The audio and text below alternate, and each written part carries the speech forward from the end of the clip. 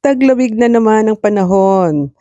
Timing. Turuan ko kayo magluto nitong creamy chicken soup.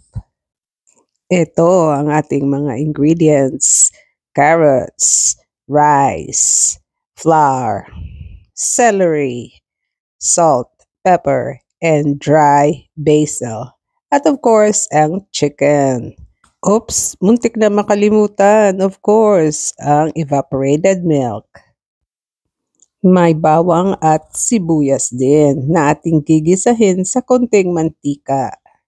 Lagyan natin ito ng salt and pepper at ihalo na rin ang ating celery. 1 rib lang, okay na yan. Pagkatapos, ilagay din natin ang ating chopped carrots at haluin lang sila ng maigi.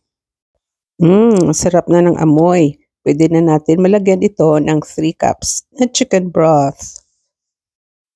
At lagyan din natin ito ng ating dried basil. Konti lang muna. I-adjust lang natin ang taste later. At salt and pepper din. Ngayon, pwede na natin malagay ang ating 1/3 cup na rice.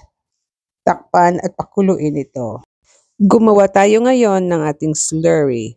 3 tablespoons na all-purpose flour at tunawin ito sa 1 cup na evaporated milk. Haluin sila ng maigi para walang buo-buong flour.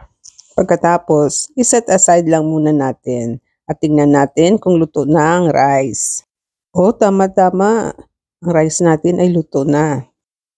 Ihalo lang natin ng maigi pagkatapos ilagay na natin ang ating slurry. Ihalo lang ito ng maigi sa ating rice mixture. Pagkatapos, takpan ito at pakuluin.